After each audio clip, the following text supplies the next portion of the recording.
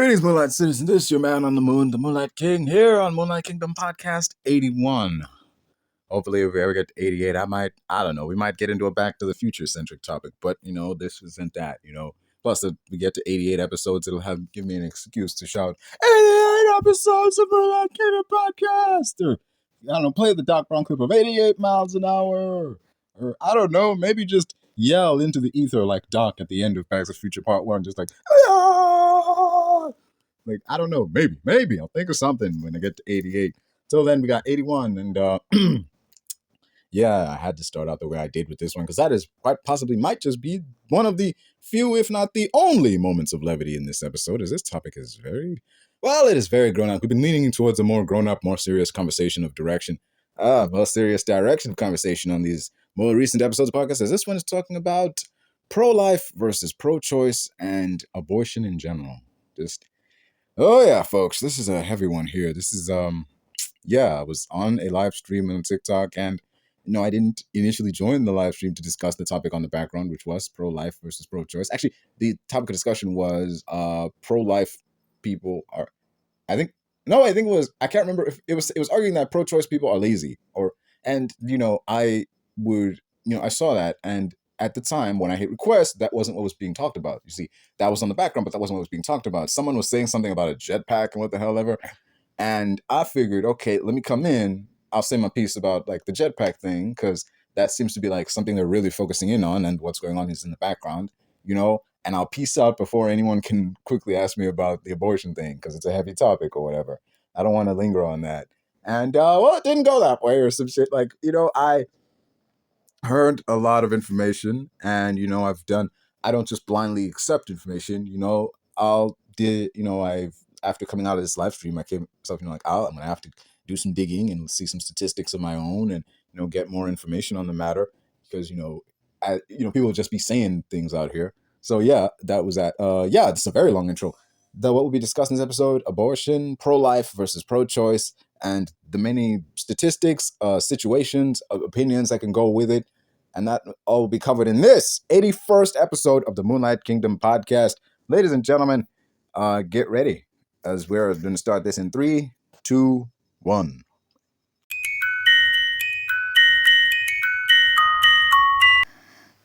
Man, what's your stance? Oh, on the whole thing. Well, in regards to that jetpack guy, I'm pretty sure the wind shear would get you, so that's not really... It's not really feasible. On the background panel, man. What do you think of the background? Are you pro-choice, pro-life? You say pro-choicers are lazy. Yeah. You mean like the people who say my body, my choice, those people? Yeah. So I just want to understand, like, what they're lazy people. They're horribly lazy people. Well, let's just figure out what's your stance. Are you pro-choice or pro-life? Let's start with that. Like, are you against it? Or you're okay with people being my choice unalivers of their babies? I do believe that individuals should have autonomy over their own body. It is their body at the end of the day. Is bodily autonomy absolute? Like, you can do anything you want with your body? Not necessarily. I mean, there are situations. So it's not absolute. So it's not. So it's something that you're granted a special privilege then, right? To access to how you want to use your body in a society? Yeah, there are certain... Yeah. Good. Okay, so we can't use bodily autonomy as a justification to unalive children, because you just said it's not absolute, right? Yeah. Okay, so do you have another justification for unaliving a child? And do you have like a cutoff or something like that? Like so many weeks and then you won't do it? When a point where I could weigh on, this is my personal belief. I'm not basing this on, like, I got like... No, I just want your perspective. I don't care about anybody else. I want to know what you think. Okay, it's a thing of what would I consider a cutoff, to the point where you can, like, get an ultrasound. Don't do it. To the point where you get an ultrasound and be like, we detect a heartbeat. That's when, like, okay, there's no... Oh. A heartbeat? So, do you know when the heartbeat starts? I don't know. Protect. Tell him. When do you think the heartbeat starts? Well, it can be detected at 6 weeks. Begins earlier. It's like 3 weeks around. Yeah. So that's way before most women even know they're pregnant, right? So we can't apply that to the 1.4 million abortions because women don't even know about the heartbeat, right? So we couldn't apply the heartbeat as a justification to stop it from living, right? Yeah. But then again, like I said, that's just, just what I believe. If we get to that stage of, hey, we detect a heartbeat here, then it's like, oh, well. Yeah, see, this is going to be the prime example of what I'm talking about. Like, I don't even like really needing to debate this because I can convince this man, who I think is a rational individual, that abortion is lazy and wrong. I bet you I can prove it right now that it's wrong, and we shouldn't be endorsing this for our society because this is bad for our society. It harms us. It harms everybody. So if I could prove that, man, would you change your perspective if I could prove that people are lazy when it comes to abortion?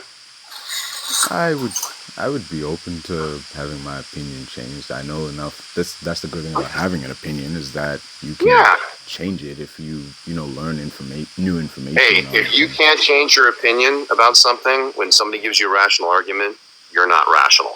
That's not a good look. At that point, it's not. Because how do we learn anything if not to hear something, a different perspective, and us change to that new perspective? So I'm going to give you a few stats that maybe you weren't aware of, because I'm pretty sure you don't debate this topic a lot, and everybody on the panel up here does all day long, and we know all the stats. So I'm going to tell you. I'm going to ask you a series of questions. There was this woman. You heard about that woman in Florida who tried to get an abortion, but she was really anti-abortion. But she went to a hospital somewhere in Florida and she needed to get an abortion or else she was gonna, unalive? Yeah.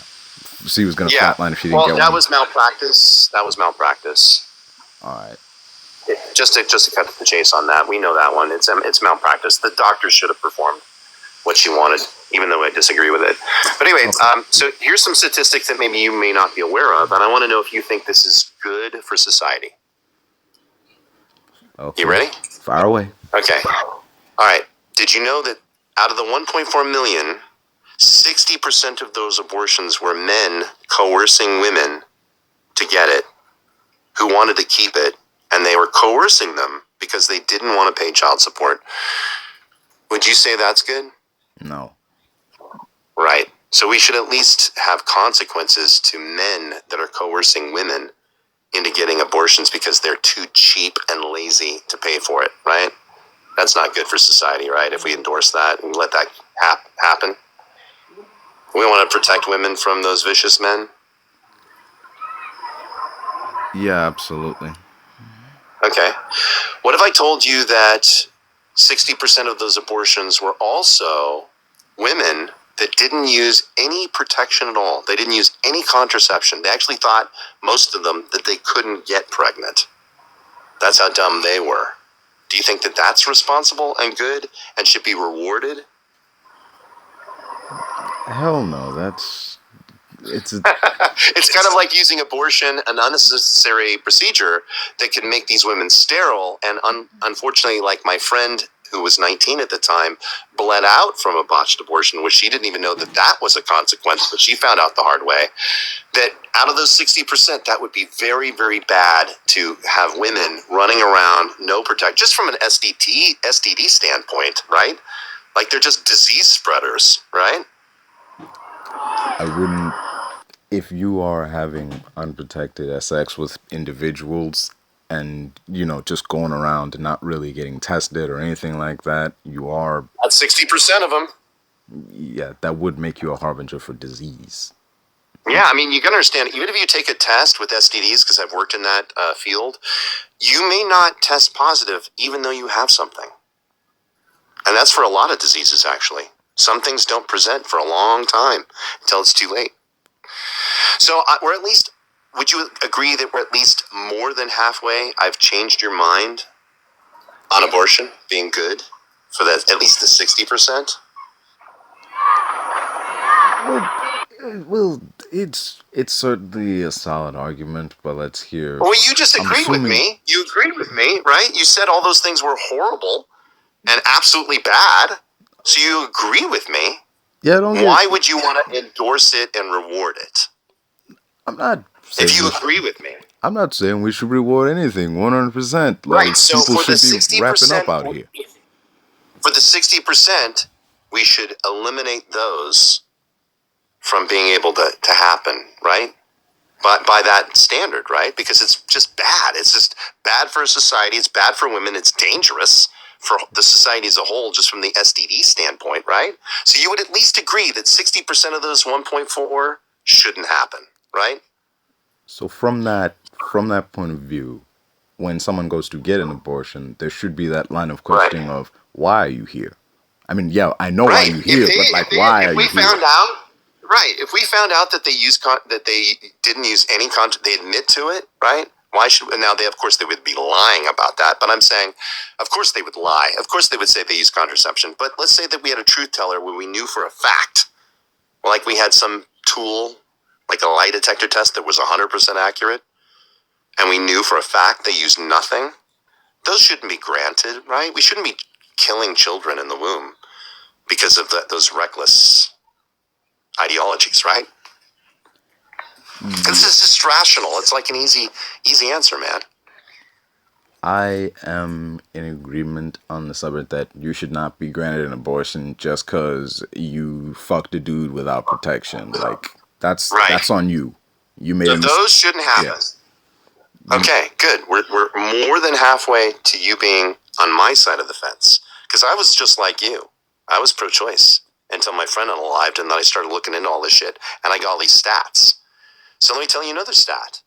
On the other side of the coin, the other 40%, they only used one form of contraception, and out of that, there was a recent study where we found out that only 20% of those women used that birth control properly.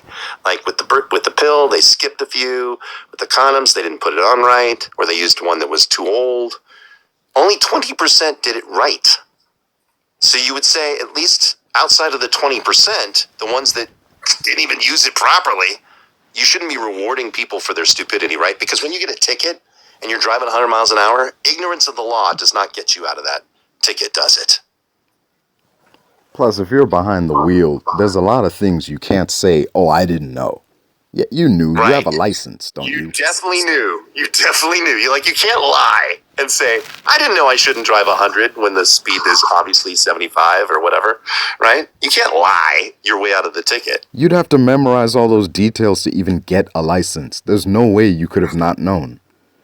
Right. It's just intuitive. It's just common sense. So, here's the big statistic, and this is the most important point, and this is going to take you over into the 100% side with me. When I found out, and you can go right on Planned Parenthood's website right now and look in their contraception section. It's also on the WHO, it's also in the CDC, that all three of those major health organizations recommend two forms of birth control.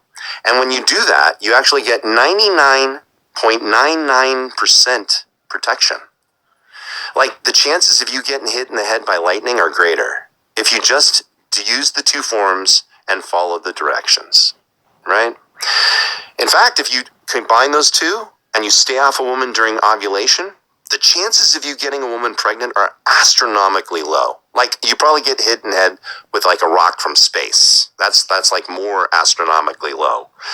So wouldn't you, at the very least, with me telling you what you should be doing, which is the two forms of birth control, and these women using nothing for 60%, and the other 40% only using one, and out of that, 20% only using it properly, you would say we don't want to reward people with killing their children because of their recklessness, their laziness.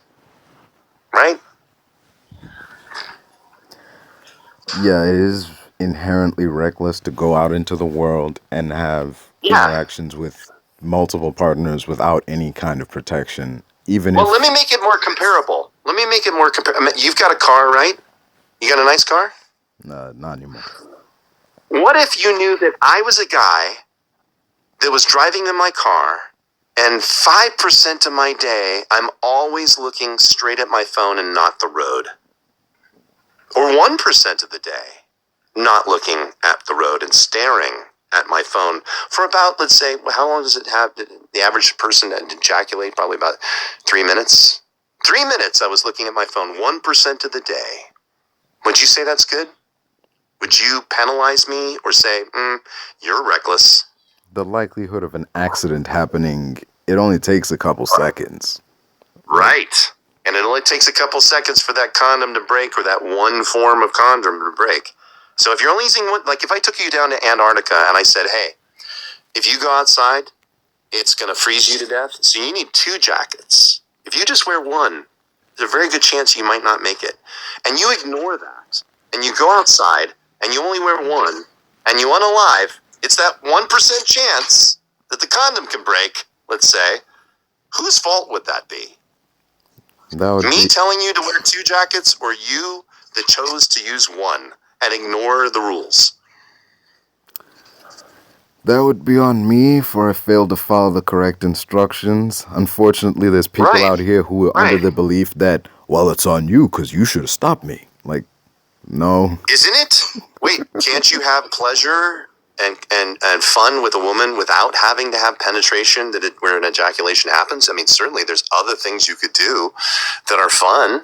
There's a whole, there's a subgenre of individuals who enjoy asexual activity without penetration. It's called Karma Sutra, exactly, right? Karma Sutra, where it's not about the orgasm, it's about the leading up to it, right? Yeah. So now that you know that you have options, right? And if you just follow the recommendations of Planned Parenthood, the abortion is completely avoidable. So unaliving a child because of it is wrong, right? I mean, this is just, I think I've led you down the path of a logical conclusion here, right? Yeah. At the very least, did I move the needle to more pro our side than your side? The needle has moved, I'll tell you that much. All right. How far have I moved the needle? Did I move it 60% with the ones that used nothing? Come on, 60%. Come on, man. You were all about that's wrong. You actually argued it back to me. In regards to the ones who use no protection whatsoever and are reckless with the people they're with, even if they're under the idea that they can't get pregnant, yes, the needle has been moved significantly. Moving the needle 60%. Dude, thank you. Because I knew you were a smart guy when you came up. I did. I knew you could be rationalized with. You want to know how I know? Because you take a pause before you answer. That's a sign of wisdom. That's a sign of an intellect. You don't speak before you think. All I'm asking is to think about that other 40% and what I told you about the 20%, right? So it's really just 20% that I'm talking about. Out of the 1.4, do you know what 20% of 1.4 is? I don't even know, but do you know? 20% of 1.4, I'm not 100%. Let me see. But Let me see. Computer, what's 20% of 1.4 million? 20% of 1.4 million is 280,000. So we would only have, if people just followed instructions, right, and they followed the instructions properly, if they just did one form of birth control, you'd have that number that was just rattled off in terms of abortions. But if they followed Planned Parenthood's instructions, we'd have 0.001% of 1.4. It would be practically so rare that it would be like before Roe v. Wade was installed. That's how low it would be before Roe v. Wade. We'd go back to normalcy where people actually cared about their children and cared about their responsibilities. There's a minority within that number that, it's a pretty dark minority. The fact that it exists is abhorrent. The people who seek out abortion, aside from the reckless, there are those individuals who would seek out an abortion because the only reason they were engaged in asexual activity was because it happened against their will. In those cases. Okay. I know a lot of pro-lifers that give that grape exception, but let me move the needle on that one. Okay. So what if I could snap my fingers and tomorrow all abortions would be considered illegal, but we gave a grape exception, and I followed what you thought, right? What do you think would happen with the 1.4 million babies with those women? What do you think would happen? You think maybe that they would falsely accuse men of rape, and we'd have 1.4 million lawsuits where men are being put on the roster and potentially going to jail for life for something they didn't do if it was the only mechanism for abortion? There would be less likelihood of false accusations on account that, abortion is now legal. That means there would have to be some consequence for accusations related to. Well, there would be, that's the thing, there's no consequences if you've been raped. So wouldn't that be more enticing to want to accuse somebody falsely to get rid of a problem that you didn't expect should happen? Yeah, you do realize, like, whenever women go in for, like, a grape kit, they just scrape the inside of their, like, the thing. I don't want to say the word because y'all probably wouldn't understand what I'm saying, but they scrape the inside of it to find any human DNA that is not their own. So if she had consensual sex, she could still go into a hospital, which has happened numerous of times because I work in a hospital setting, so I've done grape kits. And you would be surprised of how many women come into the hospital screaming grape because they had consensual sex with a man that they regret afterwards. Oh yeah, the one night stand, and they wake up next to him. They're like, "Oh my God, I was drunk. What the hell was I thinking?" But in regards to it's happening now, even without the funnel of the pressure of an abortion being eliminated as illegal. So if we made it illegal, then it just puts the pressure of more people being encouraged to lie about being raped. That would just flood our justice system. I don't think we can handle it if that happened. It's back to what Mad said about the grape kits. It's you're from what I know, and I don't know a lot, but from what I know in regards to that, you're right. They do look for DNA that isn't that of the victims, but wouldn't they also look for things like? I got one. Oh. Sorry to interrupt you, but I got to go eat. My dinner's ready. But before I go, let me just give you this really quick hypothetical, and I'm just going to blow through it because it really sums up the whole point. So imagine that you're a man, right? You don't have to imagine, you are a man. You're a man, and let's say you're in high school, right? You're 17. Your teacher comes to you and says, "Hey, come over and hang out with me." You go over to her house. You're thinking you're getting tutored. Instead, she grapes the boy. Do you think it would be permissible for the teacher to unalive the baby because she got pregnant, unalive it to hide the evidence that she committed a crime against a minor?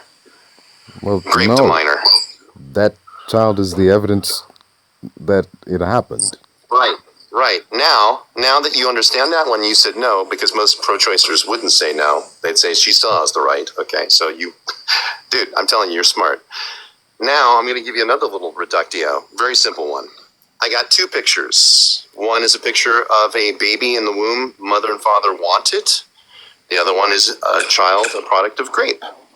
I mix them up behind my back, and I show them to you on the table. Which one do you want alive? I wouldn't know which is which, but I'd want them both to live. Because again, man, you got all the right answers today. Yes, because the child didn't do anything. And we know from evidence, and I'll let Mad Dog take it over from here because she knows all this evidence, that women are more inclined after grape, if they get an abortion, they're more inclined to want to self-unalive by a lot. Like 400%, I think it is, right, Mad? They're 81% more likely to do self-harm, such as self-unaliving, substance abuse, overweight, obesity, self-harm, all that greedy stuff. And not only that, we have somebody that comes up and debates with us on our panel that is a product of grape. And let me just tell you something.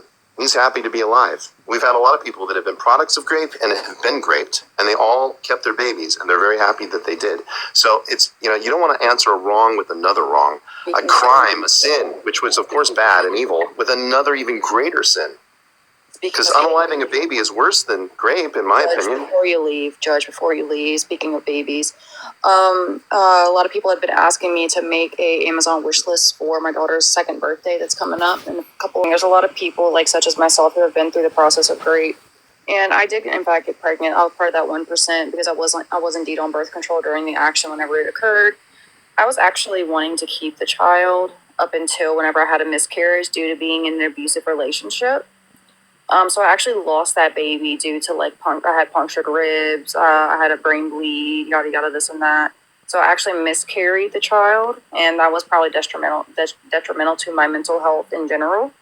So, but the product of the grape actually happening, me aborting that child and like unaliving it wouldn't have like magically made the process better, or the trauma of the grape that happening wouldn't necessarily make that trauma just disappear. It's like trying to band-aid a trauma with another trauma, and I just don't believe in that. Well, it's certainly unfortunate that all that happened to you. That shouldn't happen to anybody. Oh, I absolutely agree. That's why I advocate for women women who do happen to be raped. I advocate for them to take something bad and turn it into something good. Like even though you don't have to necessarily raise that child. We're not pushing motherhood and raising children on people. If they don't feel like they can look at that child and see their own child, I would just say give it up for adoption. Make another family happy, because they're going to be blessed with that child, even if you feel like you're not. It is certainly an option. Absolutely, it is. And the rate of adoption babies right now is like one baby per like 24 to 34 families, one of the two. Yeah, with those odds, you can see the upside in a person keeping the baby, and even if it's a child they end up not wanting, handing it over to like child services so they can give it to a family that does want a new Well, they kid. wouldn't be after they give birth. Like whenever the adoption process doesn't really happen like that. Child Family Services doesn't really even get involved in like the adoption process, unless there's like reports made on the family. What normally happens whenever a woman is getting like ultrasounds and she goes to her woman visits, the doctors even asked me whenever I gave birth to my child, well, whenever I was pregnant with my first, and then whenever I was pregnant with my second, they ask you, are you wanting to keep this baby, or are you looking into adoption? You tell them if you're looking into adoption, the doctors will research and give you all the adoption paperwork, and then the hospital does the rest of the work for you. You will have an adoption agency contact you, wanting to know if you'd like to do a closed adoption or an open adoption. Closed adoption would just mean that you would not want any contact with the baby. You would like to remain anonymous whenever it comes to that baby growing up. Open adoption means that you're open to like get to know the child eventually whenever they get a little older, if those parents are okay with it, because they are their legal guardians, and most parents are. And then if you're also thinking about the financial side of the adoption agencies, most families that are wanting to like pay that amount of money for a child, they're also willing to pay for medical bills, your help you pay your car notes, your rent, food, all that fun stuff. Like there are a lot of parents that are willing to do whatever they can to have a child that are not blessed to have one or cannot. In the cases where a mother would give up the child for the adoption, is there ever this thing of like the dad coming out of the woodwork being like, well, no one asked me what my say about any of this is, or does it not Well, matter? if I'm being completely honest with you, just depending on like, I mean, obviously dad has a say, but if this is like a grape scenario and dad is found guilty, dad is most likely going to be in prison and have a record. So his parental rights would probably be stripped. But if he was a regular dude, then What do you mean? Like, if somebody was raped and the dad just didn't get arrested or whatnot? Oh no, I he mean means like in consensual cases. yeah, Like a consensual. Again, that's just something that they're both gonna have to discuss with each other. I mean, but the way it is now is not the case. Yeah, The father has. Yeah. Yeah, like mom doesn't have to have dad sign the birth certificate. And if that father is not included on that birth certificate, then the only way he would get parental rights would be like a DNA test, which mom would have to submit to. wow, okay, that definitely clears up a lot. Yeah, there's a comment there saying during most recent the doctors and nurses try to coerce her into an abortion. Does that happen a lot? No, that's actually what we consider medical malpractice. Doctors are not allowed. It goes against their oath as doctors, nurses, anybody who works in like a hospital setting. We all take oaths stating that we do not take life. We try to preserve and help. If a doctor is recommending you to unalive another human being, then I would recommend suing. because that doctor does not need to be treating women who are pregnant. Well, okay then. Glad we could glad we could come on to we could have some common ground on a lot of things. I appreciate that while I was here, we were both sides were able to listen to each other and hear each other's points.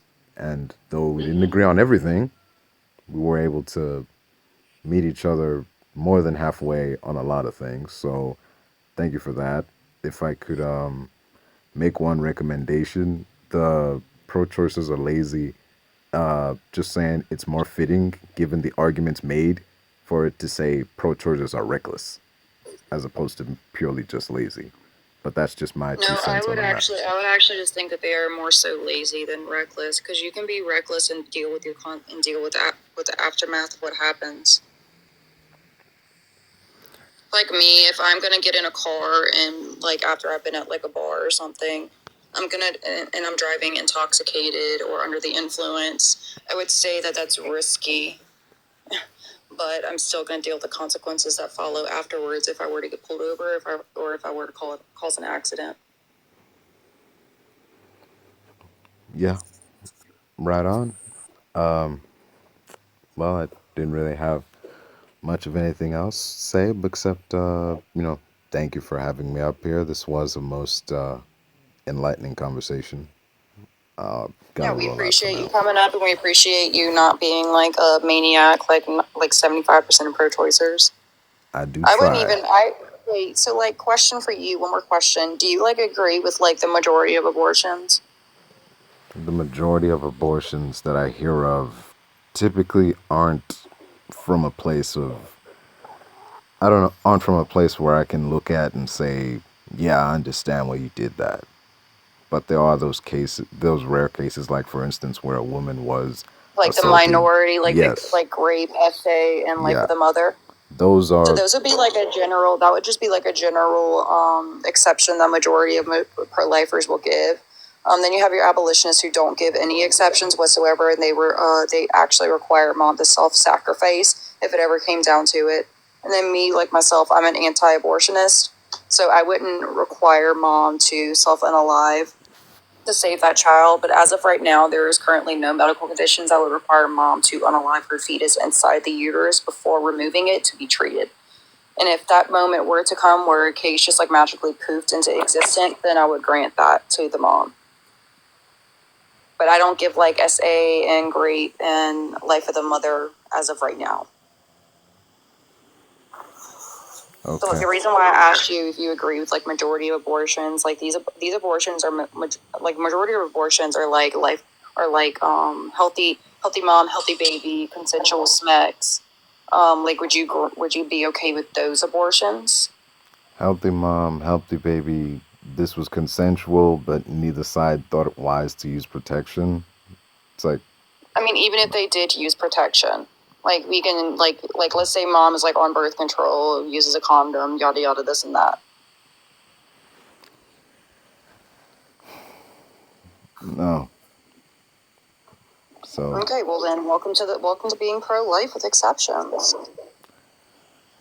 yeah. We've been expecting you.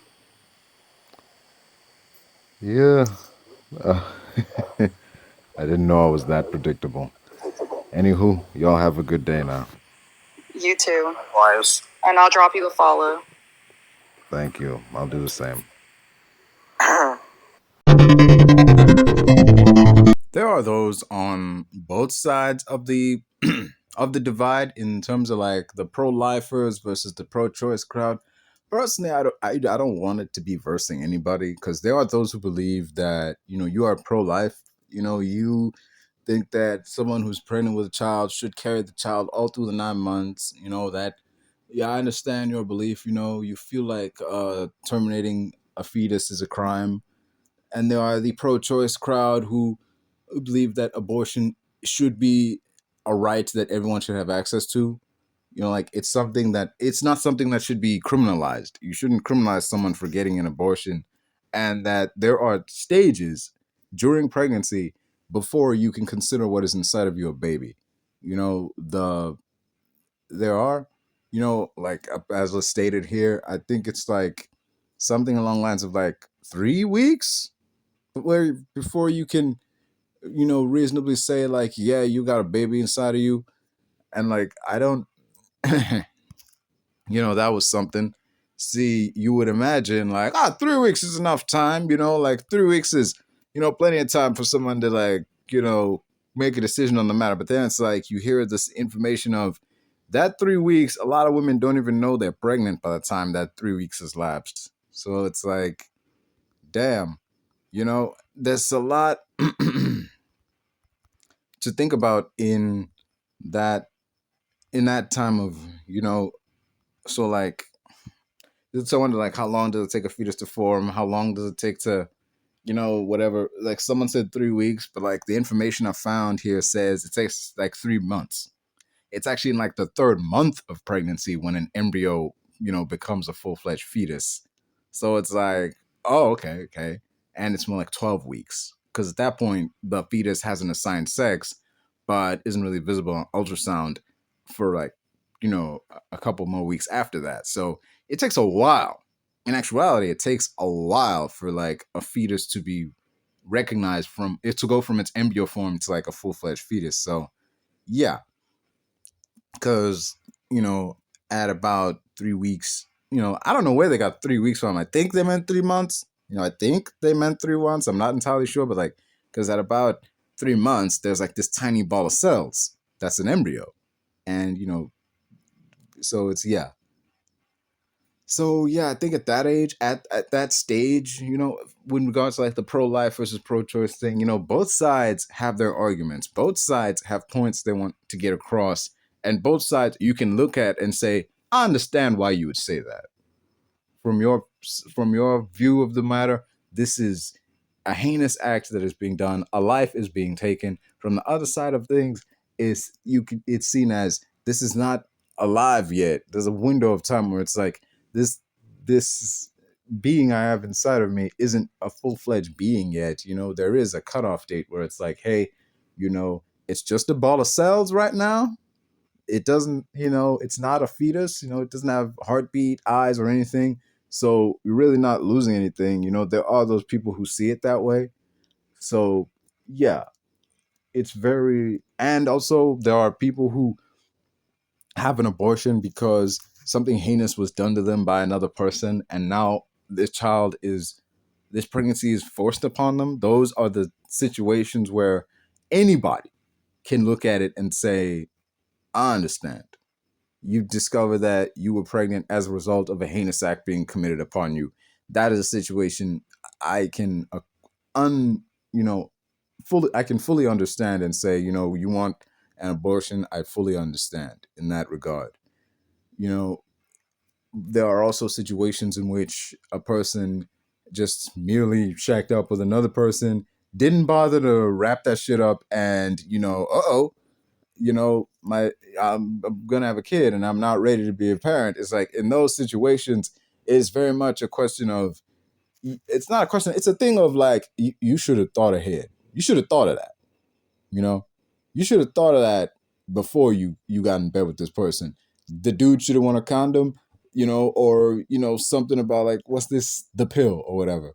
Like the dude should have won a condom, the lady should have been on the pill or whatever. You should have thought of that before having, inappropriate relations with somebody.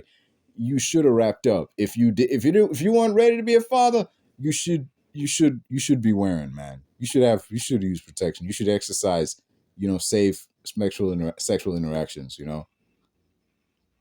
Size, not even just that, not even for the purposes of preventing pregnancy, but also for the purposes of preventing the spread of STIs and catching STDs, for your own health.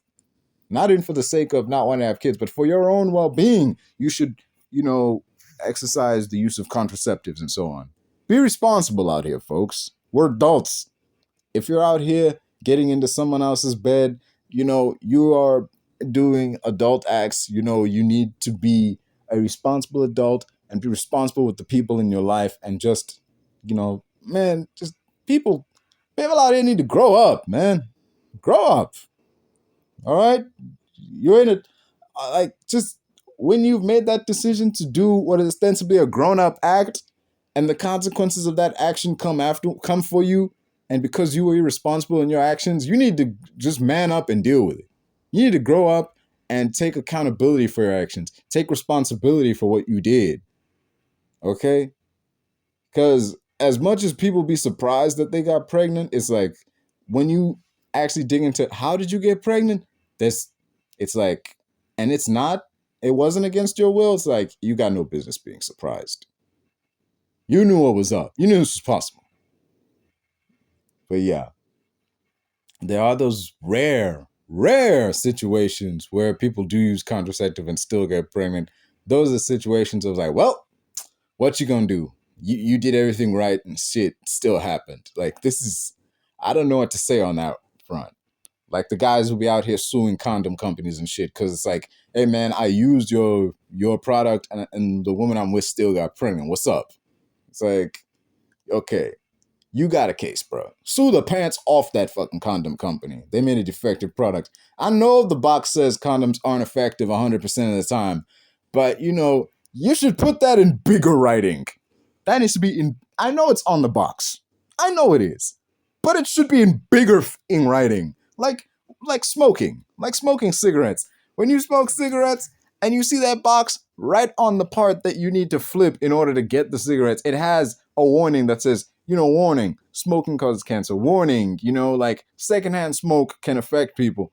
People can catch secondhand smoke. You should have something like that on a box of condoms. When you go buy condoms, there should be a warning right where you reach for the thing saying, hey, these things aren't effective 100% of the time.